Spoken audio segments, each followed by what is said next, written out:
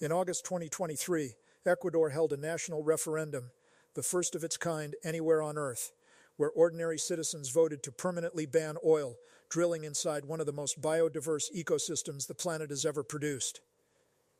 The Yasun National Park, a place scientists describe as the most species-rich patch of land in the Western Hemisphere, and underneath it, 726 million barrels of crude oil that Ecuador's government had been trying to extract for over a decade. The vote passed. 59% of Ecuadorians said no, shut it down, leave it in the ground. And here's where the story stops being about environmentalism and starts being about something much larger. Because the moment that vote was certified, the pressure didn't stop. The legal battles didn't stop. The financial maneuvering didn't stop.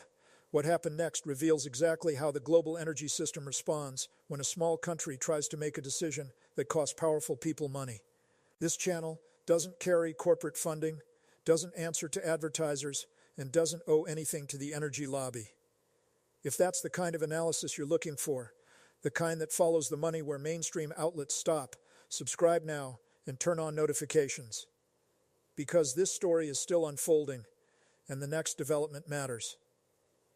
Let's go back to the beginning. Ecuador is a small country. Population, 18 million. GDP, roughly $115 billion. By any measure of global power, it doesn't register. But it sits on something that makes large countries very uncomfortable. The western edge of the Amazon basin, and beneath that basin, one of the largest untapped oil reserves in South America. The Ishpingo-Tambacocha-Tiputini block, known as IT, sits inside Yasun and holds an estimated 726 million barrels of crude. At $80 per barrel, that's roughly $58 billion in gross value. For a country that earns about $12 billion per year from oil exports, the IT block represents years of national income sitting underneath a rainforest. The government knew this, and for years they tried to have it both ways. In 2007, then-President Rafael Correa launched what was called the Yasun IT Initiative, a proposal to the international community. Leave the oil in the ground, Ecuador said, and the world's wealthy nations will compensate us for the lost revenue. Half the value, roughly $3. $6 billion over 13 years, paid into a UN-administered trust fund in exchange for Ecuador permanently foregoing extraction. It was an extraordinary proposal. It had never been attempted before. And here's what happened. The international community pledged support, praised the idea publicly, and then contributed almost nothing. By 2013, after 6 years of waiting, Ecuador had received $13 million of the $3. $6 billion it had asked for. That's less than 1%. Correa dissolved the initiative, declared it a failure, and announced Ecuador would proceed with drilling. Read that number again. $13 million out of $3.6 billion requested.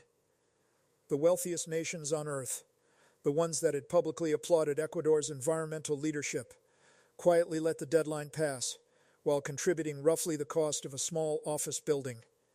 And so the drilling moved forward. But then something shifted. And this is the part the mainstream coverage consistently underweights. A domestic legal movement led not by foreign NGOs and not by international pressure, but by Ecuadorian citizens themselves, spent nearly a decade building the legal framework to put this question directly to voters. They used Ecuador's constitution, one of the few in the world that grants legal rights to nature itself, as the foundation. They argued that the Yasun ecosystem had constitutional standing, that it could not be sacrificed without the consent of the people. The Constitutional Court agreed. The referendum was approved. And in August 2023, Ecuador voted 59% to 41%. Halt the drilling. Leave the oil in the ground permanently. Now here's what the official story says happened next. Government officials acknowledged the vote. The state oil company, Petroecuador, announced it would comply. International environmental organizations celebrated. And the story, in most Western coverage, ended there. Filed under good news, moved past, replaced by the next cycle. Here's what the operational reality shows. The vote created an immediate legal and financial crisis that Ecuador is still inside. The IT bloc was not simply owned by Ecuador's government. It was entangled in contracts, partnerships, and financial instruments involving Chinese state-owned energy companies that had already invested heavily in Ecuadorian oil infrastructure. China's involvement in Ecuador's oil sector is not peripheral, it is structural.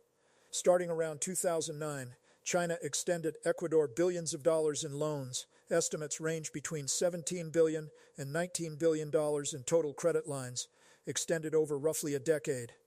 A significant portion of those loans were oil-backed, meaning Ecuador agreed to repay China not just in cash, but in oil, pre-sold oil, barrels that were legally committed to Chinese buyers before they were ever pumped from the ground. When the referendum passed and drilling in the IT bloc was ordered to halt, those contracts didn't disappear. The financial obligations didn't dissolve. Ecuador didn't suddenly become free of the arrangements it had made. Here's the math that nobody in the mainstream press is stating plainly. Ecuador's government estimates the referendum will cost the national treasury approximately $4 billion in lost revenue over the coming years.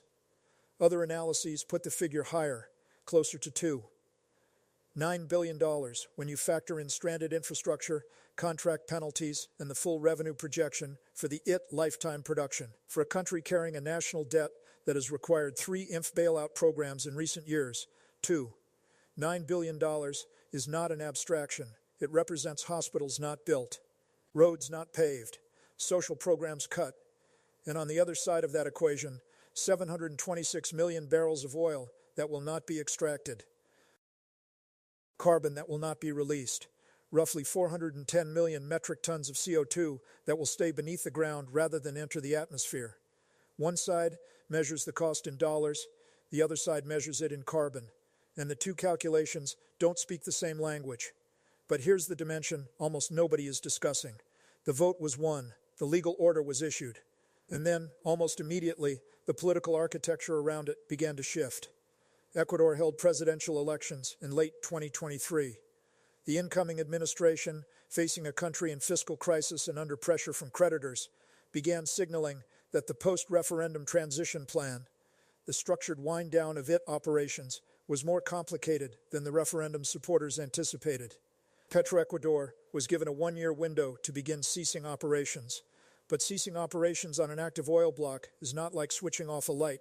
There are wells already drilled, infrastructure already built, workforce already employed, and contracts, particularly the Chinese oil-backed loan agreements, that require renegotiation before they can be unwound. By early 2024, reports from Ecuador indicated that the wind-down timeline was already under pressure. Legal challenges were filed by parties with financial interests in continued production, and the government, dealing simultaneously with a security crisis, an economic contraction, and IMF conditions, was juggling the referendum commitment against a set of financial obligations that don't bend for democratic votes. Let me show you exactly why the Chinese angle here is the one that matters most for what happens next. China is Ecuador's largest bilateral creditor. The oil-backed loan structure Beijing used in Ecuador was not unique to Ecuador. It was deployed across Venezuela, Angola, the Republic of Congo, and multiple other resource-rich developing nations throughout the 2000s and 2010s.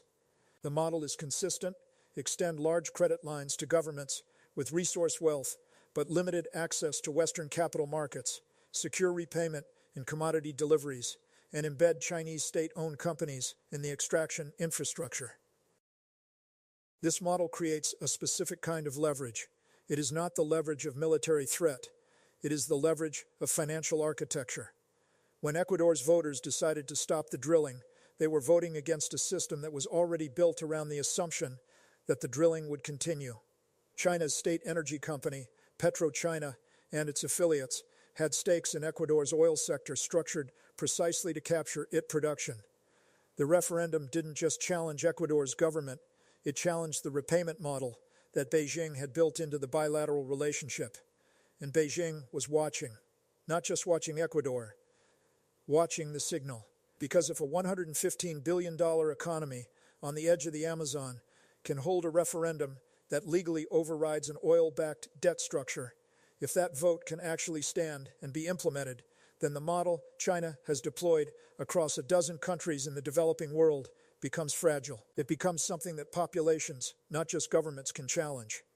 This is why the Ecuador story received the coverage it did, celebrated briefly, then quietly moved past.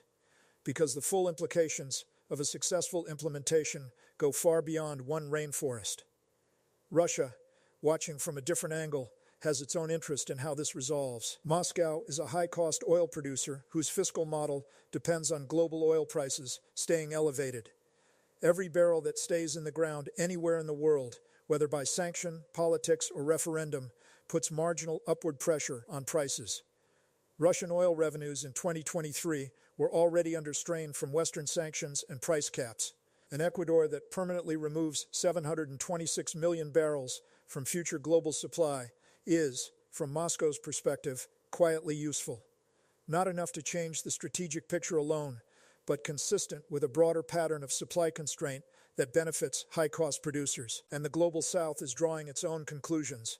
The Ecuador vote was not just observed in environmental NGO offices.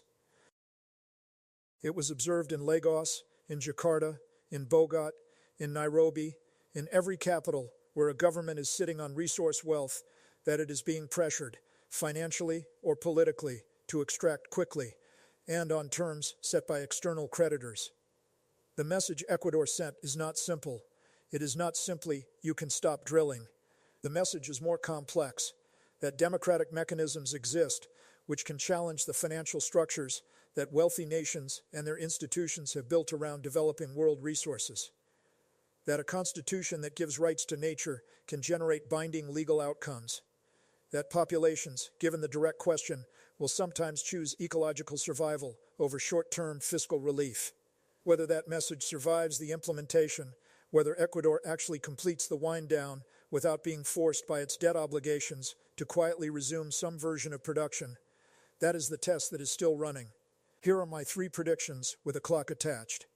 First, within 18 months, Ecuador will face a formal legal challenge from at least one Chinese state-affiliated energy entity seeking compensation for stranded investment and broken supply commitments under the oil-backed loan agreements.